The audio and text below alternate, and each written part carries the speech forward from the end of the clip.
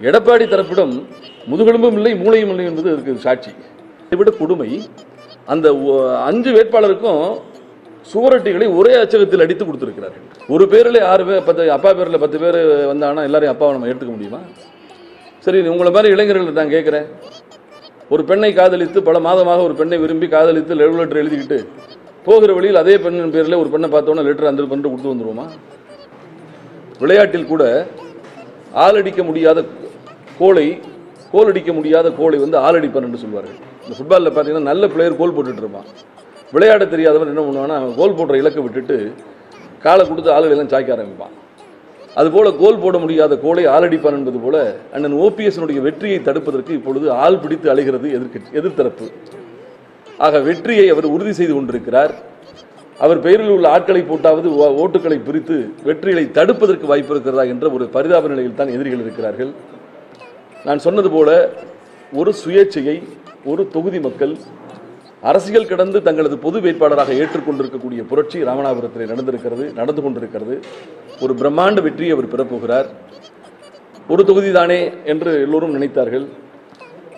எடப்பாடியை பொறுத்தவரை அவர் அரசியல்வாதிகளுக்கு சீட்டு கொடுக்காமல் மண் அள்ளக்கூடியவர்களுக்கும் மணல் வித்தவர்களுக்கும் அவர்களுடைய ஆட்சி காலத்தில் கான்ட்ராக்ட் தொழில் செய்தவர்களை எல்லாம் இன்றைக்கு அந்த கட்சியின் வேட்பாளராக்கி இருக்கிறார் என்பதற்கு திருச்சிராப்பள்ளி ஒரு சாட்சி, சிவகங்கை ஒரு சாட்சி. இவர்கள் என்ன செய்தார்கள் 5 ஆண்டு காலத்தில் 10 ஆண்டு காலத்தில் என்று பார்த்தீர்கள், மணல் விற்றவர்கள், சவுடுமண் விற்றவர்கள், இவர்கள் தான் அங்கே வேட்பாளராக இருக்கிறார்கள்.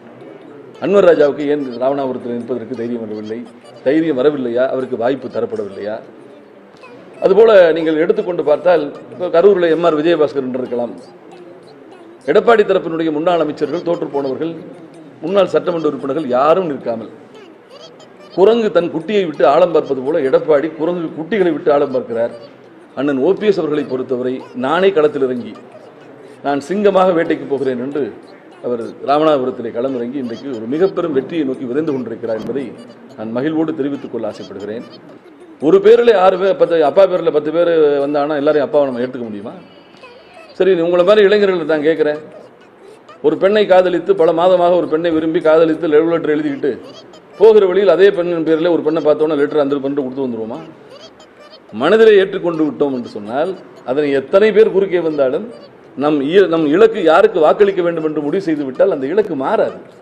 80களிலே கையாளப்பட்ட ஒரு பழைய யுக்தியை, செல்லரித்து போன ஒரு குயுக்தியை கையில் எடுத்துக்கொண்டு ஒரே பெயரிலே ஓபிஎஸ் என்ற பெயரிலே ஆட்களை கொண்டு வந்து நிறுத்துவது. இதைவிட கொடுமை, அந்த 5 வேட்பாளருக்கும் சுவரொட்டிகளை ஒரே அச்சகத்தில் அடித்து கொடுத்திருக்கிறார்கள்.